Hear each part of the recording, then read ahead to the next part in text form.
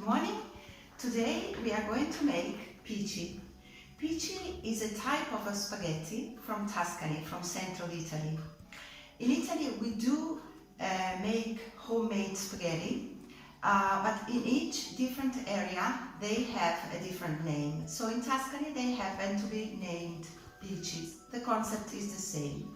We use 400 grams of flour as I am making today, and then we have to add 200 ml of lukewarm water. This is very important.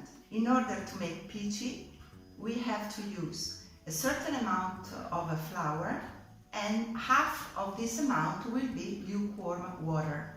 This is very, very important. Today I want to use a durum wheat flour. I'm going to show you. This is the type of flour. You can see the color is slightly yellow rather than white as it is in all-purpose or 00 as we call in Italy flour. Here I have a fork and a spoon in case I do need it. And I am going to make a little well here. So this is the lukewarm water that I prepared. I put it in the middle. And I am going to incorporate from the outside into the center. As you can see, I have to make it a nice and smooth dough.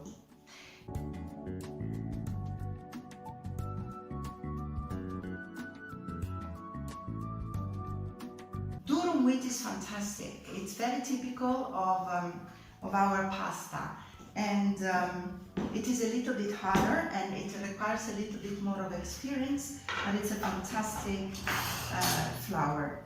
I am going to work, and I can put regular flour. I'm going to work on the wooden surface, and I'm going to put all of my mix. It's very important to see all the different stages. So this is when, no, it's perfect. I don't have to add anything. You just have to put the mix together, and this is not kneading yet. Kneading is when the compound is put together, and we need to use the scraper to do this, exactly. So I'm very excited because I have help today. So my son Alessandro is coming now and he's going to help me. And this is a good thing to have someone who is not experienced come, and here he is, and he's going to help me. Now, how do you think this, because he's not used, so it's going to be interesting to see his reactions about making pasta. So I'm going to show you how you have to work, okay? You need using the wrists, and you have to do this, okay? This is kneading, so we can start kneading already. We keep the surface clean. I prepare everything, and then I will let Alessandro try. Remember that we always have to work on a floury surface, and we need like this. We don't have to put pressure so it becomes sticky, you see? We just have to be very light. Yes, that's perfect. Very good. You put a little bit too much pressure, so be lighter. Bravissimo. Very good. Very good. And then you turn around, because bravissimo. That's exactly what I do during a cooking class. You know, people have never done something. Here they are. How do you find it? Sticky. Sticky, yes. So we need to work until it's not sticky anymore. Now, I'll show you something. It is sticking, and I know why it's sticking. Because he has done tagliatelle, other things, but he's never kneaded yet. And as everyone on earth, people tend to put on the board. It needs to be very light. So this is absolutely normal. I put a little bit, but you see very little, otherwise you change the amount of flour in the product. It's already magnificent. I don't know if you can see, it's absolutely beautiful.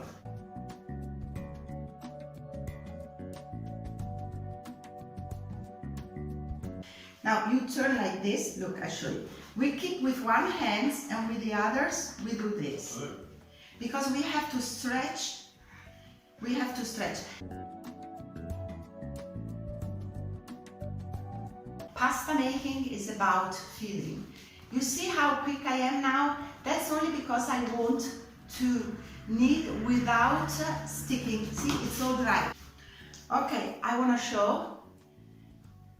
It's already elastic, which is unusual because it takes at least 10-15 minutes after we are finished to become like this, but it's fantastic. So our work has produced, look, we could even work it now, but I will wait now. Now we are going to wait 15 minutes and then we will start using the rolling pin, making the dough, and then we will do the pici. Now look, it's absolutely perfect, magnificent. Here we are. We have waited 15 minutes so that, as you can see, we have a fantastic and beautiful dough. This is essential. We need to respect times. Now, as you can see, fantastic and beautiful. We work, as I said, always on surface with flour on, and now I am going to use the rolling pin. I want to have a rectangular piece of dough. With pici we need to achieve 2-3 millimeters like this, so it's not supposed to be as thin as in tagliatelle.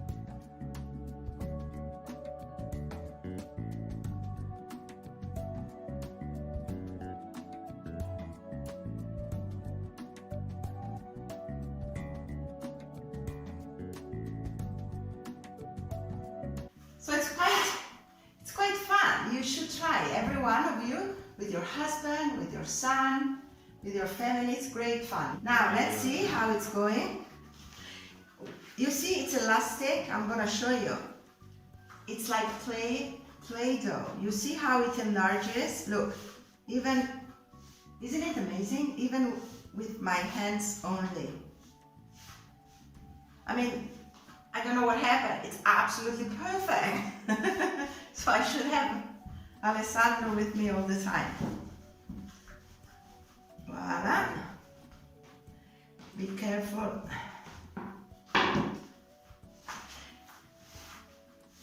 You have good. This is good because you think of what we need. We need to put some flour. It's perfect.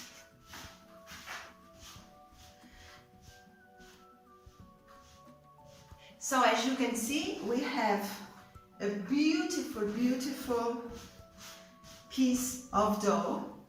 And now we are going to cut in stripes. Just show you. It doesn't matter, you use a pizza cutter. And it doesn't matter if they are perfect, same size or not. Doesn't matter at all. We put all of this here. One more and then Alessandro will do this. Okay? Pizza cutter and you do lots of stripes.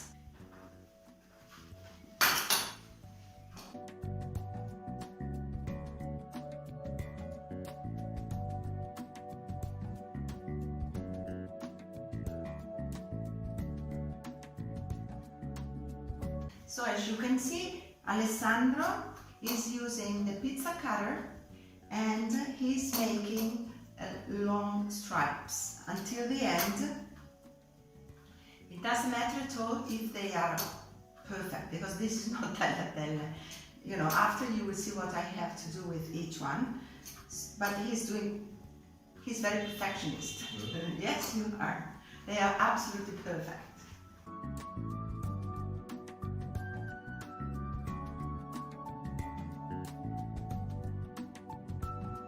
Here we are. Alessandro has finished the whole dough, the whole stripes, and you've cut in half. This is absolutely perfect. Remember, don't throw anything away, even the small ones, they will be useful. We have two types of pasta rack. One is for tagliatelle, where you hang, that you have already seen, And this is for spaghetti or for filled pasta like tortellini, tortelli, etc. The way they are here, they are flat because they are stripes, correct? So with your fingers, you try to make them a little bit like a rope, and then very gently, look, super easy, you make a spaghetti. I want to show you and prove you that anyone can make homemade pasta. It's not worth owning big machines or big tools. You just need your hands and you can do anything. I'm gonna work slowly because I want you to see how I make them. Would you like to come and maybe we both work so it will be easier. Never forget the edges. Like in tagliatelle, I always say remember the edges.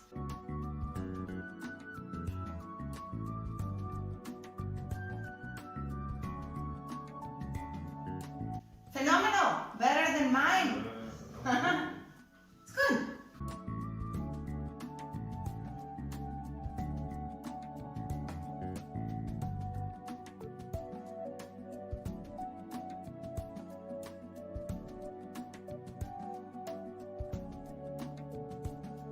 I say perfetto when it is perfect. If it is wrong, I say it's wrong. Right? Ecco, you just need a surface. If you do not have that pasta rack, use your table with a parchment paper over. Just remember that with this method, so with this tall pasta rack, pasta dries much quicker, so it's easier. Pochino. Alessandro is adding a little bit of a flour so that doesn't become sticky. You know, this is an excellent thing that he decided. You know, this is what I expect from people. I do not tell everything.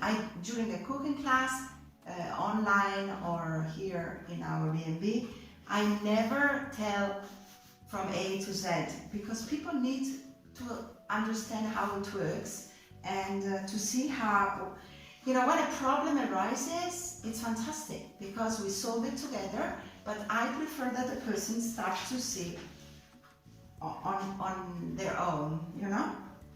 Another important thing to add is that you can freeze them. When they are dry, you can freeze them up to 3 weeks and they perform super well. Remember that frozen pasta has to go directly from the freezer into the water. Hot, boiling, salted water. Finito! So, this is what Alessandro has done. And it's excellent because, you know, it's not his business. It's not something that he would do. And this is one. Thank you, Alessandro. This is the second one. And I also have some more here that I'm gonna put in this rack. So thank you very much. I encourage you to make homemade pasta and try it with your family, with your husband, with your son, with your daughter, grandkids. Great fun. So I'm sorry if I'm not that talkative. thank you so much and see you another time. Bye bye.